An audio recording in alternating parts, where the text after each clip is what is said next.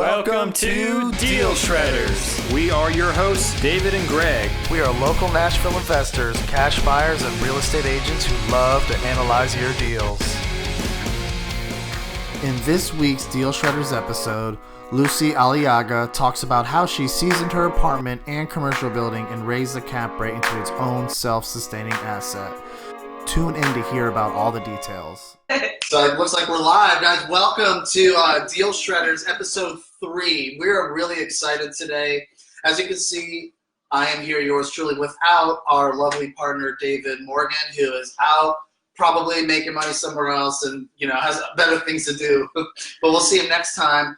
We are here today. I'm really excited about this one. We're here with Lucy Aliaga. Very good. Yes.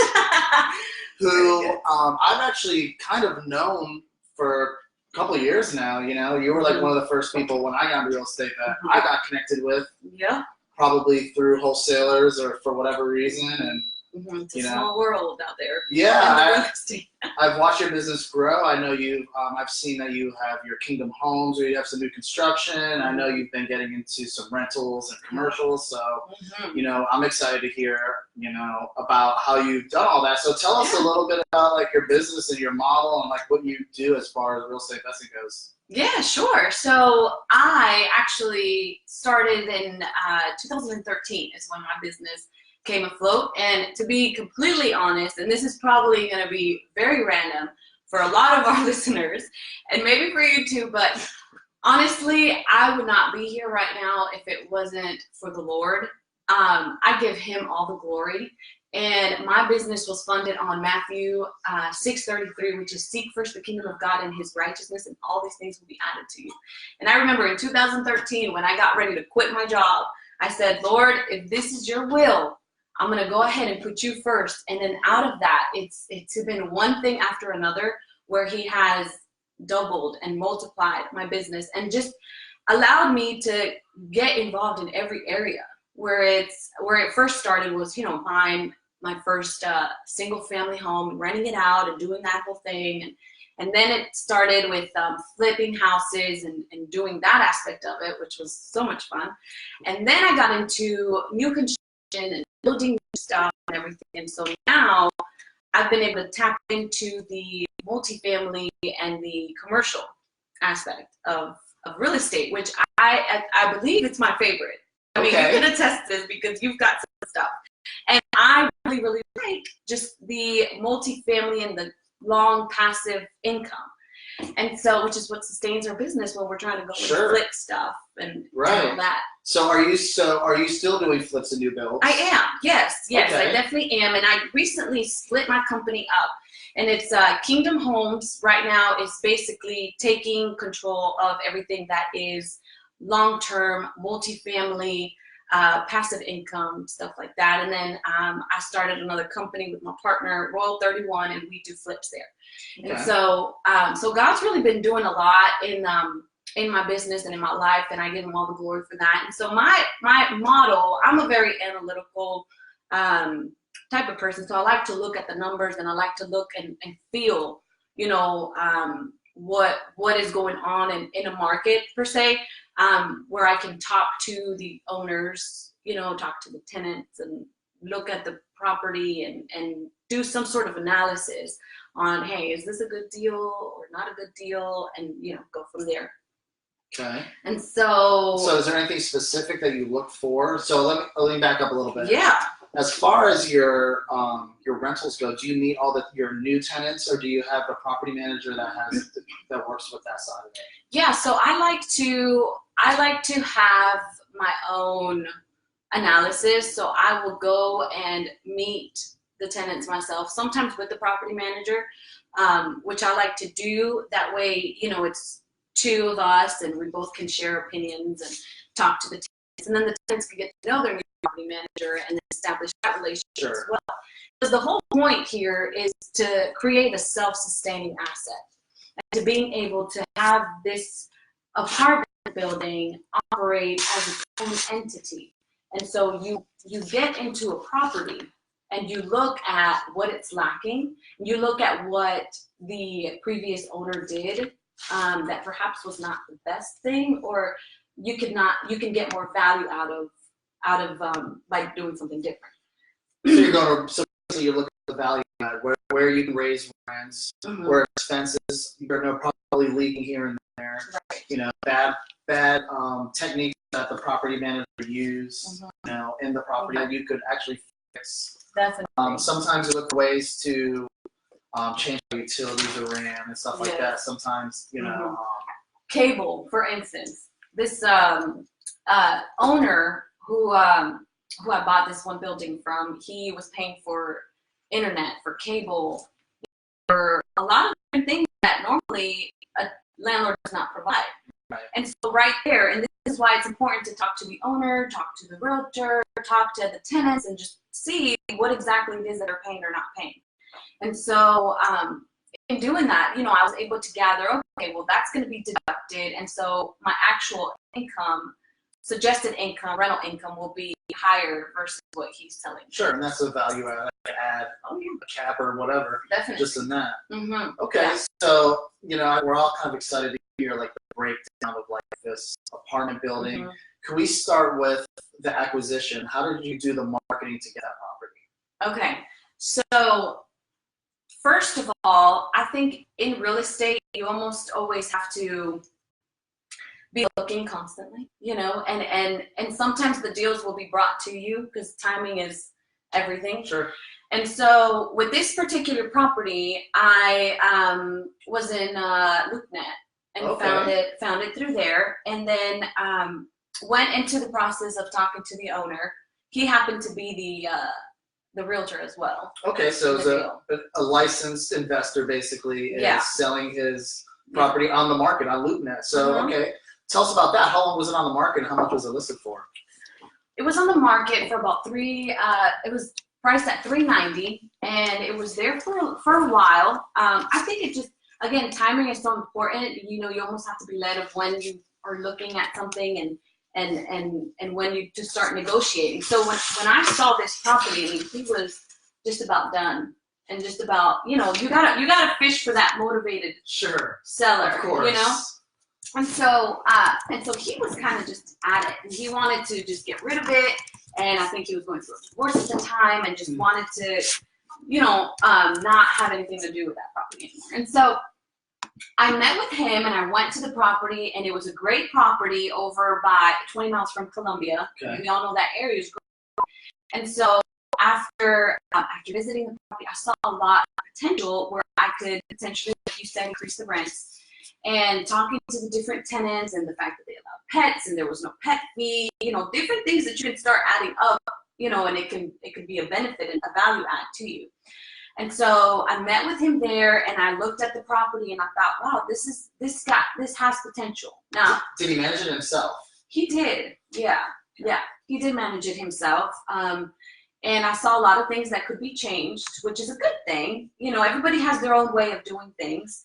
And, you know, he wanted to get rid of that asset for whatever reason. All right, so give me a little perspective.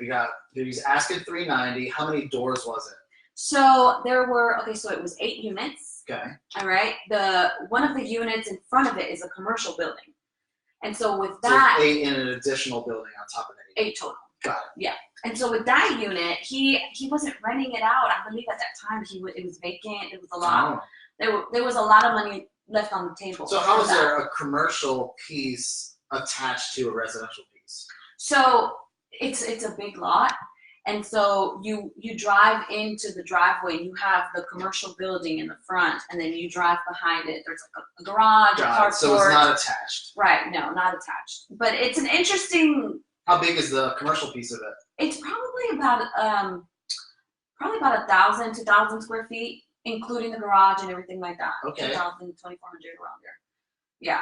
But here's the thing about this area, which I found really interesting, because when I first bought the building, I was like, oh, this is awesome. Half of the lot is basically this commercial building. So I thought, man, I'll tear that thing down and start building, you know, more townhomes. Sure. Like the ones in the back, because the townhomes in the back generate about $850 a month.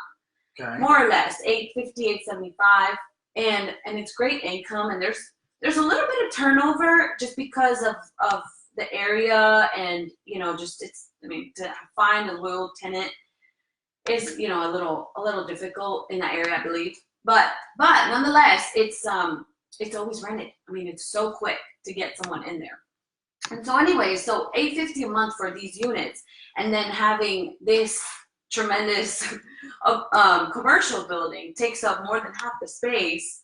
You know, it's like, okay, and that is only bringing in $1,000, just $1,000, which I think if somebody buys it, or you know, the next step for this could very much be either dividing up that commercial building and just, you know, charging a little bit more for each separate segment, you know, right, or tearing it down altogether, which I have wanted to do, and build some more townhomes in place of that commercial building. Because if you think about it, 2,400 square feet bringing in $1,000 versus a 900 square foot townhome bringing in $850, which you can probably fit maybe, you know, 10 or 12 in that little part of land that has the commercial. Okay. So that was my thought initially, you know, but then I started just doing some numbers and thinking, okay, well, if I put that and invest that, now somebody else can go in there and say, oh, this is genius, I'll do it myself, or I'm a builder and I'll go and I'll do it, you know. But at that particular time, for me, it was a lot of money to put down to build this whole new, you know, area of brand new townhomes, and then just having that thought of, well, an investor will then come and look at this and say, okay, what will this be worth after putting that type of value add into that area, you know? And so at that time, for me, it just didn't make all that much sense because it was cash flowing really well. So it's like, if it's not broken, why fix it? Right. You know what I mean? But anyway, so that was the so that was making $1,000. All the units were making around $850, except one, which was like an efficiency, and that is now making about $650. So total. It was fully occupied. Yeah. Well, not when I bought it. No. When I bought it, the guy was he was charging cable, or was paying for their cable, and was and had like 2 vacancies or something like that. But you know what? It didn't matter because I went in there and had to evict everybody. Sure. Okay. Got it. Okay. So, because a lot of people with false hope, you know, they're like, well, you know, they're supposed to be paying my utilities. They're supposed to be paying my cable. They're supposed to be doing this and that and this, and you know, and all these things that they get promised to on the front end, and then you know, come to find out the building is sold and I'm the new owner. And so a lot of people just, you know, reacted the way they did and went ahead and left, and some had to be forced out. So once I took ownership, I probably evicted about 4 tenants, so I was left with 50% vacancy. And yeah, and so after that, you know, just getting the new tenants in and abiding by the new rules. So tell me a little bit about the negotiation and the contract process when you were working with the seller. Yeah. So it was listed at $390. Did you put an offer in at $390? What type of contingencies would somebody expect to have on something like this? I think he started at like $430 or $450. I'm a negotiator. I was like, you make money where you buy low. So that's always been my key. Low and buy low so that you can, you know, make your margins work. And so typically, now on that deal, I was working with a realtor at the time, and he negotiated hard, and you know. So you didn't make the offer yourself, you had an agent. Sure. Yeah. Was it a commercial agent or residential agent? Residential. Okay. Which normally after having done that and after, you know, being involved in this, I would rather, and that's just me, because I you know, everybody has their own way. Yeah, sure. I mean, it's good, but I like to have that contact because it makes it a lot more personable and it gives you a better deal if you know how to talk, you know, work with people and talk to people. But what I would typically do is send an LOI, a letter of intent, and describe what I'm trying to do with the property and the terms that I would like to offer to the seller. So that's before you actually put a formal offer. You're like, hey, I just want to throw value right now. This is my plan. Are we close where we can actually start negotiations? Yes. Do you put your offer price in the LOI? Yep, I sure do. See? And here's the thing too, which it's almost like, so what the point of that is to set expectations. Well, why would you not just send it an offer? What is the difference? Well, I think it's more personal, that your letter of intent, and it's just well, I'm not a realtor, first of all, I'm just an investor. And so it's good to have a template of some sort that you're able to to send to an owner who can potentially work with you in different financing options, not just, hey, we're doing a conventional, or hey, we're doing cash, here's the deal, here's the offer. So I like to do a little bit more of creativity in my financing, where I can buy a lot more buildings and not have to put in a lot of cash into it. Now, do you make suggestions to the seller, like, hey, like, here's an option, like, you can owner finance X and I can do X, or I can cash out in this? Or do you just kind of like want to see where their head's at first? So I usually talk to them on the phone and tell them what I'm trying to do, and then present 3 LOIs, letter of intent with an offer. For example, have maybe getting the mortgage, and having them carry back the down payment, and I'll offer them that just as an option, so that my cash flow, so that nothing is really coming out of pocket on my end, because the bank is lending me the amount and then they're carrying back the down payment. So at the end of the day, the income that the building makes is paying the bank's note and the seller's my down payment, which the seller is carrying back. Okay, so the seller is going to owner finance you the amount of the down payment, correct, and the bank is going to carry the rest. Sure, yeah. So what's the advantage and disadvantage for a seller to want to do that? Well, I mean, I guess their story depends really on their circumstance, So his particular, what was his? So he wanted the cash immediately. He wanted everything out. And I'm just sharing with you what I do now versus what I did at that point. Because at that point, I just came up with I think it was like 50,000 that I had to put down, sure, and then just get the deal done and do it. Because he went down on the price. But normally you can get a lower price if you're able to, negotiate and say, okay, I'm going to pay, I'm going to pay you in full. You're going to get the 50,000 plus whatever the bank is willing to lend and everything. But normally in that type of scenario, like I was just describing, that depends on whether, like, hey, you're going to get most of it up front, but then you have a side income that's coming in, sure, and so you get a lump sum, but then you also get a monthly. Plus, I think it's better. Yeah, and they don't have to pay taxes on like a hit. And the income and the interest is actually calculated differently than the taxes. Right. So he's better off getting interest payment than income payment. Right. So right, do you mind telling us about the terms of the seller financing piece? Yeah, so normally for the seller carryback, you never know. Okay, so you have to ask, because if you don't ask, you don't know, like, right? You ask them, like, hey, what terms would you like? No. I mean, ideally, like, you don't have an option here. This is what it is. No. So ideally, I like to just ask for the best case scenario on my end to see where they're at, because you never know. Maybe for them it works out too. So I would do like 0% and break it out to 2 years, 3 years. Amortized. No, just 0%. Okay. I mean, here's the thing: the beauty about real estate is that you can pretty much handle it or place the terms how you best, how best. Yeah, structure however it works for everybody. Right, and so that's the beauty of it, and you don't really know until you talk to the seller and you see where they're at mm-hmm. in this whole process. And so with this particular person, 0% and just break it out into payments. Like if I owe the guy $50,000 and I want to do a 2-year agreement, that every month I'll pay down that $50,000 in equal increments. Yeah, exactly. And then see what he says. Because it's all about just, hey, where are you at? Like, would you do this? No. Okay, then let's take it up a notch. Sure. What if we do this?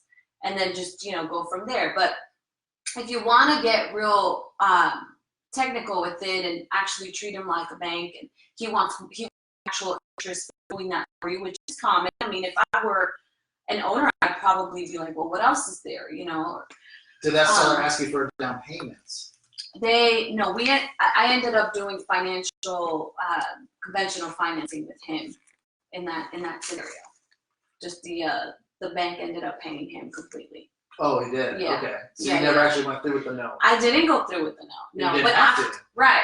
Because it all just ended up working out. But at the same time, what I'm trying to get at is trying not to put in your own money into a deal if you don't necessarily have to. Because after he turned that option down because he just wanted the money, he was in a very particular situation where he needed all of it, you know, for him to be happy.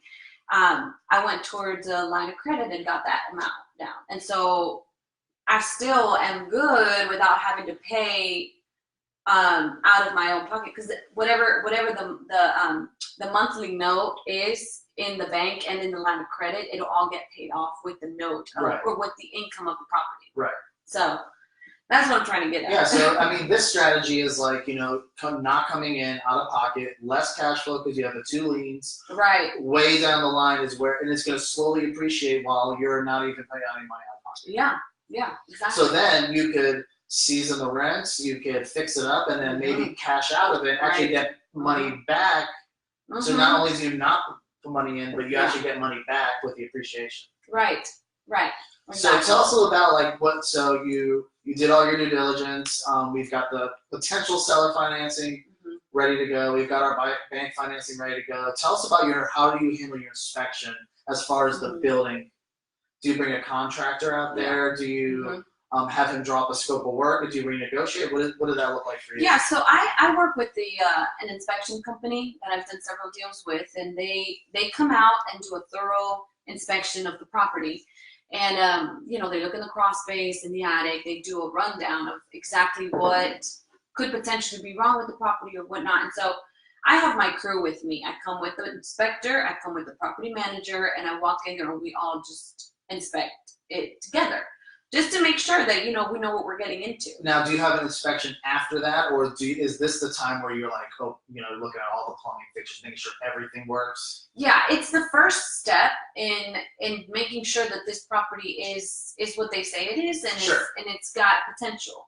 You know, obviously the inspector afterwards says, hey, red flag, there's this, which he did. I mean, the HVACs, the little units that each unit had were a little old. And so he said, okay, you know, separate for that, which, you know, it's obvious. You need to have a reserve for your properties, and just kind of together going through it. And I'm a collaborator. I like to get people's feedback and work together with people. And so after we toured the building and saw everything, you know, we got together. We're like, okay, well, what are the pros? What are the cons?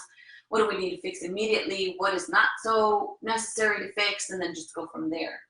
Right. So basically you put aside some funds for, you know, CapEx for the next 5 to 10 years. Could be your ACs or your roof or whatever. Yeah, definitely. I think that's very smart. There's actually an acronym that that's just stuck with me and I like to go by. So it's TIMMUR, TIMMUR.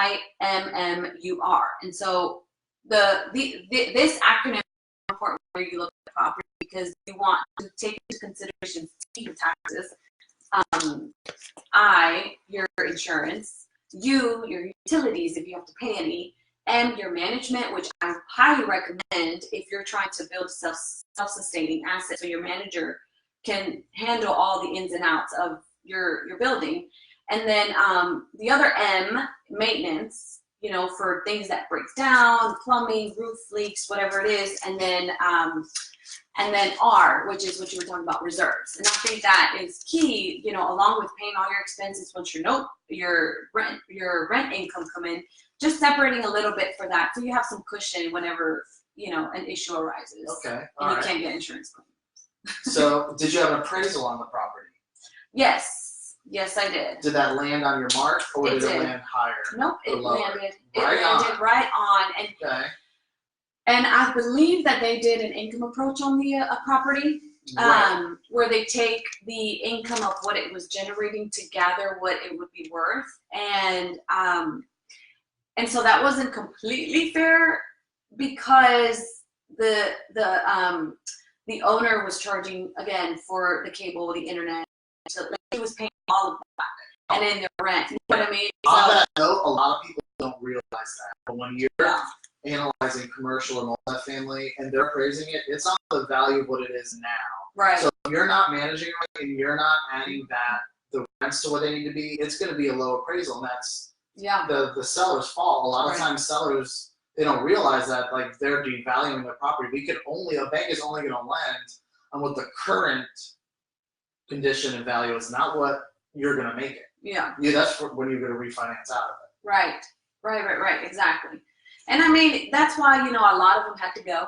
And there was a lot of evictions and a lot of cleaning up to do. And so, at that point, you start fresh and you get your rents going. And I mean, thankfully now it's doubled in that, I haven't done an appraisal on it yet, but the rents have doubled. Sure. So on your contract, how long was your due diligence period? On my contract, it was 90 days due diligence. 90 due diligence, wow. 90. And how long did you have to close after that? 30 days. Okay, so it was a 90-30. Yeah.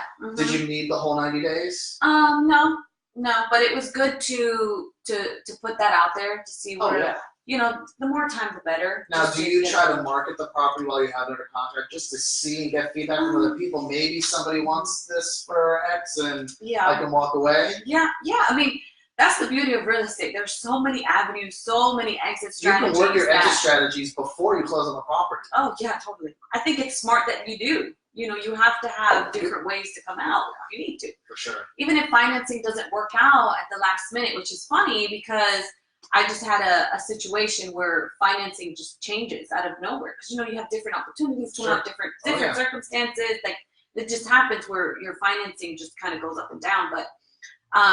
But yeah, I mean, you definitely want to aim for a higher, for a long time frame if need be. I probably took maybe 60 days or so, just to get everything lined up, to make sure he wasn't lying more than what was told. So after that, you finally closed. Yeah. And you closed on with a conventional loan. Mm-hmm. And tell me about, what was your process for, the first 3 months of getting it where it needs to be?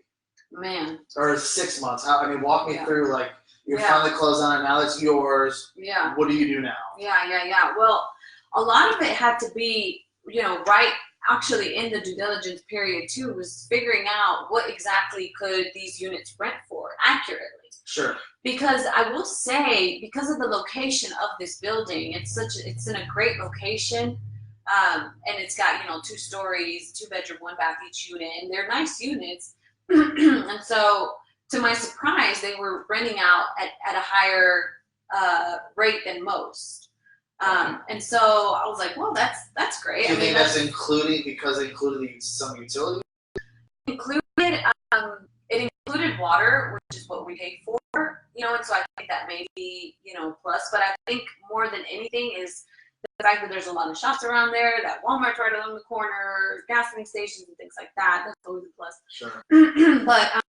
But anyway, just coming to that conclusion of okay, 850 is a good number, is where we're gonna be, and without having to pay for their electric bill or their cable or their internet or their pet fee. So starting off clean like that, we were able to get rid of everybody. And I don't mean like get rid like that, but you're a new owner, so you walk and you're like, hey, this is these are the new terms. Right, they can so they can sign the new lease, or they can have the choice to vacate. Yes, exactly. And then some just say, hey, we got a new owner, I don't have to pay rent. It's crazy how people think, all right? Oh, I know.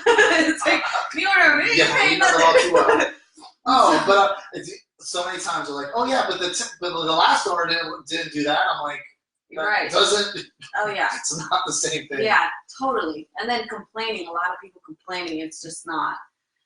It's not fun. It doesn't make your job easier. Right. So you got some tenants out, you got some tenants in, kept some people, did a few evictions. Did you have any repairs to do before people moved in? Did you fix up units? Yes. There was every leaks. Unit? Oh, okay. It was interesting because some of them had leaks, some of them had holes in the walls. It was a lot of different things that we saw at first, but we didn't know the depth of how bad this really was. Right. And so a lot of money was put into it just to repair the things that, the tenants were having issues with. And also when they vacated, you had to make sure that the property was at a good standard, for the next tenant.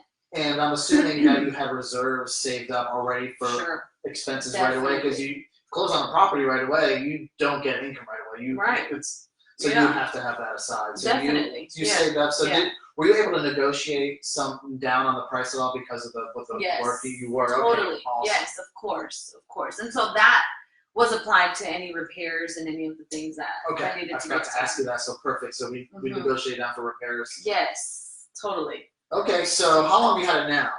I have had it for about 3 years. So do you think it's fully seasoned at this point? I think it's definitely getting there. Like I said, that commercial building can definitely be broken up into segments and make more money off of that potentially. But I think where this building is, rental income, like residential, I think that's where the sweet spot. So you're basically holding on to that commercial piece for a little bit now. For a bit. I mean, I'm willing to sell. I have, I'll entertain an offer for sure. Now, is that on just the commercial piece? That is both. That is on the whole thing comes out of units. Well, in that case, so tell me, what cap rate did you buy it? Probably, let's see, probably bought it at a 9. You bought it at a 9 cap, just a good cap to make a purchase at. So what do you think it is now then? So right now it's about an 11. So an 11 cap, which kind of sounds crazy because you don't get those numbers. I know, right? So you added, you bought it, right? So you bought it at a cap. So you're looking to sell it. Are you looking to sell it at a 12 cap or 11 cap? I mean? Yeah, I mean, I definitely would entertain an offer. I mean, it's making right now total with the commercial income and everything together. It's making about $6,700. Okay, so we're gonna run your performers. We got $6,700 in income, monthly income. Yep. What do we have for expenses? So expenses would probably be around $11,000, more or less. Does that include your taxes and insurance? Yes. Taxes, insurance, maintenance management. You say 11,000? About 11,000 a year. 11,000. Sorry. 1,100. Yes, 11,000 a year. 11,000 a year. Okay. Well, okay. So we have. So 6,700 a month. What's 6,700 times 12? Let's see. Where'd you get 6,700? You just told me 81,000. Okay, so we're 81,000. making 81,000 a year. Now you subtract vacancy because there's some turnover. So we'll say 77,000. Sure. Okay, and then you subtract the 11,000, which is the tax and insurance. And what all expenses do you Okay, have? so taxes, both county and city, we have about $6,000 a year. Then we have insurance, which is about another $6,000 more or less. I can get you that cheaper. Okay, yeah, hook me up. Anyway. Okay, yeah, let me know. And then so management's about $3,600 a year. So what do they pay? How much was the percent of the management? So it's about 10%. So you're paying 10%. Are they willing to stay in place? Yeah, totally. And totally. If somebody wants to make an offer, do you finance everything to pass on? Sure. Have a contract down? Yeah, definitely. And what terms are favorable for you? Favorable.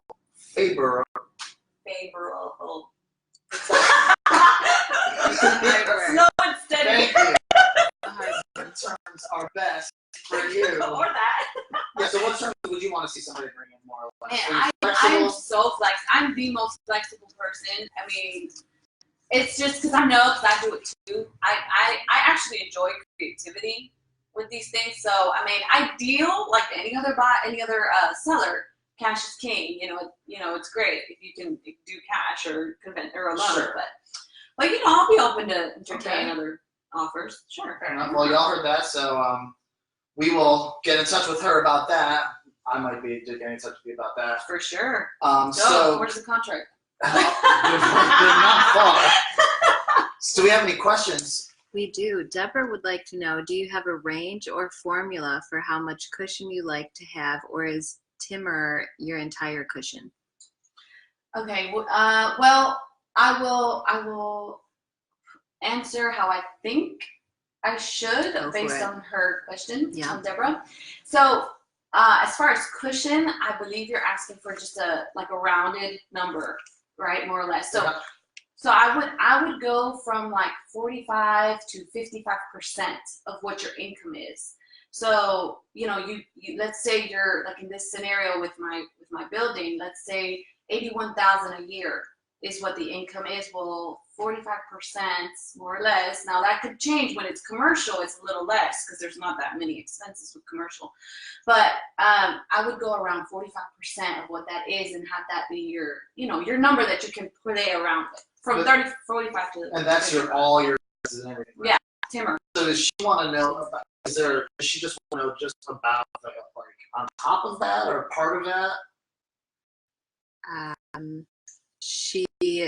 I think she's asking if you do TIMMUR or if you have another cushion with TIMMUR.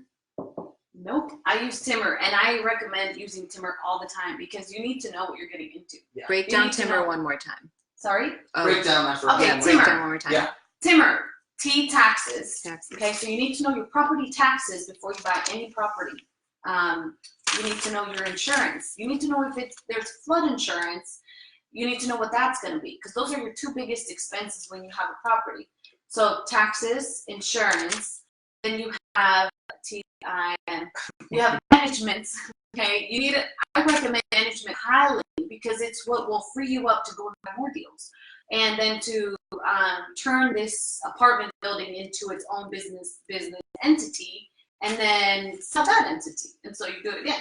So anyway, so management, and now management that could range anywhere from 8% to 10%. Is what I've seen, or sometimes they'll even just charge a flat fee or a per door price, and so that's important if your goal is like mine to have it be self-sustained. Maintenance could be anything from a leak, plumbing repair, a faucet repair, a fence that got broken, whatever the case may be. That's good to set aside some money for that.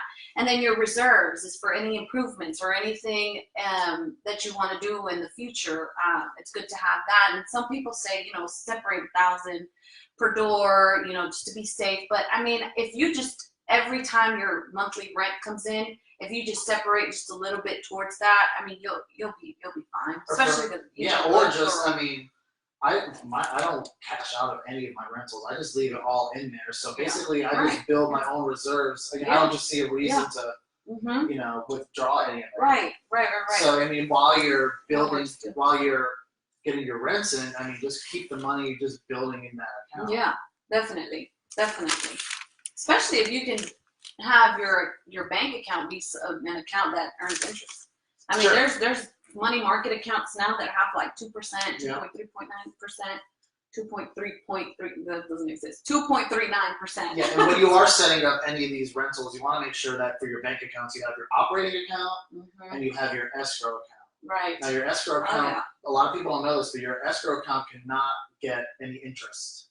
So, because if you get interest on an escrow account, you have to prorate it and give it to all the tenants because you're not allowed to make money off of that. So make sure if you're asking for an account, just Bank of America is where I keep mine. It's just no fees and it's no interest. So basically, it holds your security deposits. Right. Yeah, and that was new to me too when I first got it. That you have to have a separate account for your security deposits because a lot of people don't tell you that. Yeah, it's illegal or code. Like you don't want to mess with that because then there's other red flags. It's just not. It's too easy to not do. I knew about that because as an agent, our brokerages in most places have a separate escrow account. So, and if you're a lot of people that are not agents just don't know that. So that's for everybody out there. Not a lot of people do that. Yeah, I know. That's very rare. When I first heard about it, and I was like, oh, well. Cool. Well, guys, I mean, that was awesome. I mean, I feel like I've learned a ton. Fun. So we're at Deal Shredders episode 3 with Lucy Aliaga. Good job. Yes. And we are signing off. If you have any questions, comments, please, guys, go to YouTube. You can find us on Anchor. We're on iTunes. We're on Spotify, and all the socials. So y'all have a wonderful day.